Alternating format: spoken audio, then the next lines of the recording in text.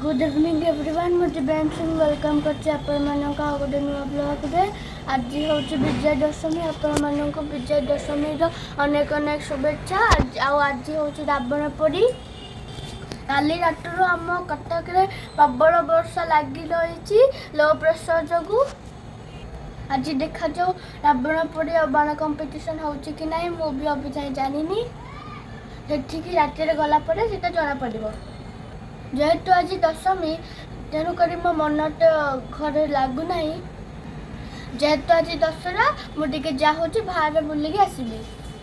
आज हूँ world famous Cuttack Dussehra last दिन तेणुक अब वर्षा छाड़ी मो बापा संगे बुलिया बाहर को जाऊँगी डेरी नक चल मुझे जाऊँगी कौन कर मुझे ब्लग सेयार करी जदि आज रावण पोड़ी बाण कंपिटिशन हुए ता भी मुझे ब्लग सेयार करी। चलते मो कौ जगह को जाऊँगी से मुझे ये ब्लग देखेबी।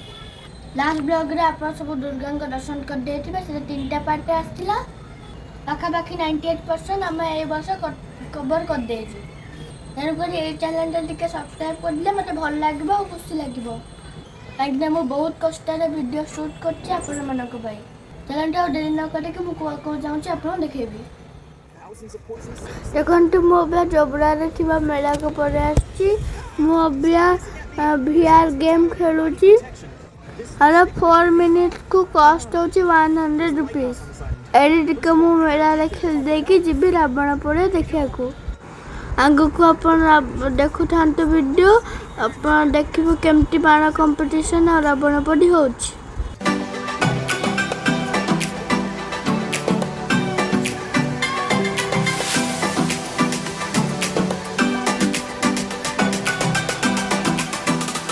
देखते मुझे रावण पोड़ी देखा पलि आसली टला बाल यात्रा पड़िया गला वर्ष टू वर्ष टे रावण छोट हो गला वर्ष होता 108 फुट ए वर्ष हो 90 फुट वर्षा रावण भी रेनिकोट पिंधि जस्ट जोकिंग आगु को बाण कंपिटिशन अच्छी मुझे स्टार्ट है आपन को देखा।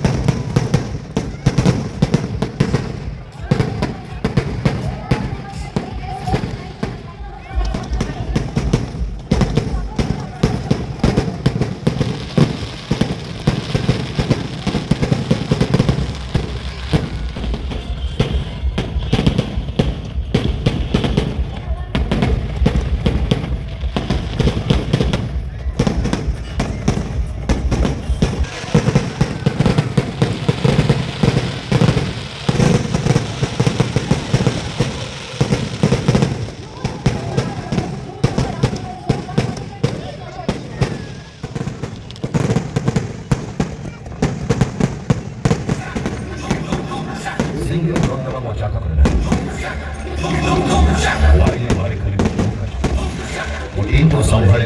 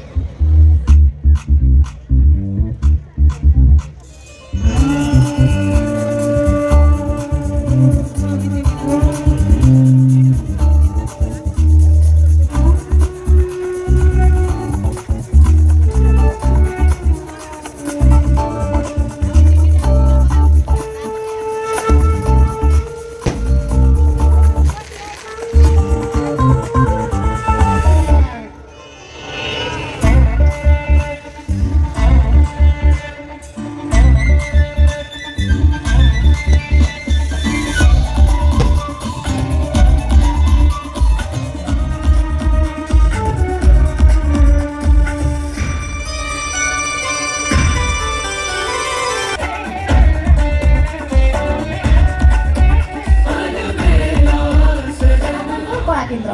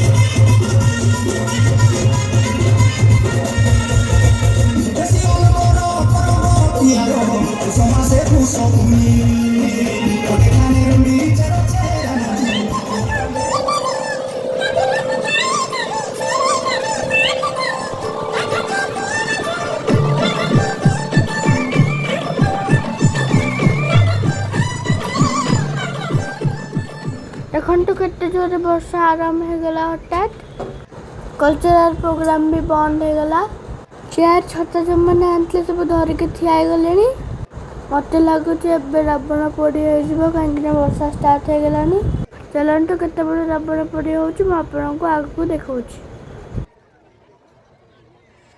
କୋଉ କୋଉ ଦେଖନ୍ତୁ ରାବଣ ପୋଡ଼ି ଷ୍ଟାର୍ଟ ହେଇଗଲା। ଆମର ଯେଉଁ କଟକର ମେୟର ଅଛନ୍ତି ସିଏ ରାବଣଙ୍କୁ ତୀର ମାରିକି ଦହନ କଲେ। ଦେଖନ୍ତୁ ରାବଣ କେମିତି ଓଦା ହେଇକି ମଧ୍ୟ ପୋଡ଼ୁଛି।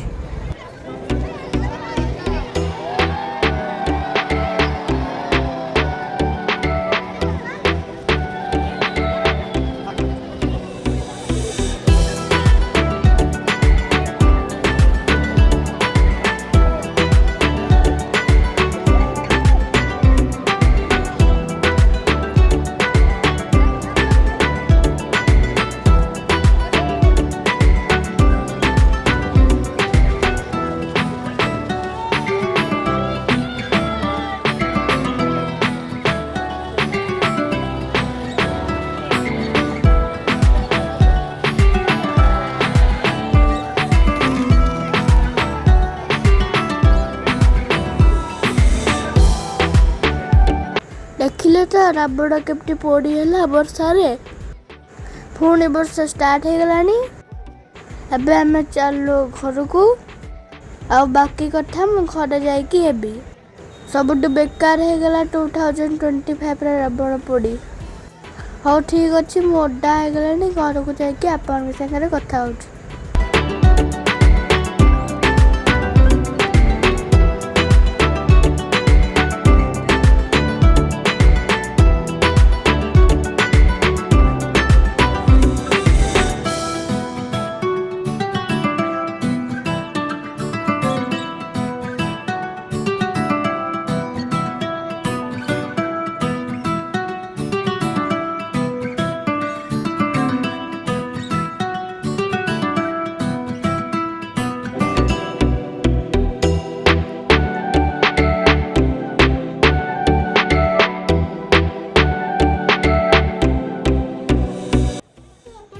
କେମିତି ବର୍ଷାରେ ରାବଣ ପୋଡ଼ି ହେଲା।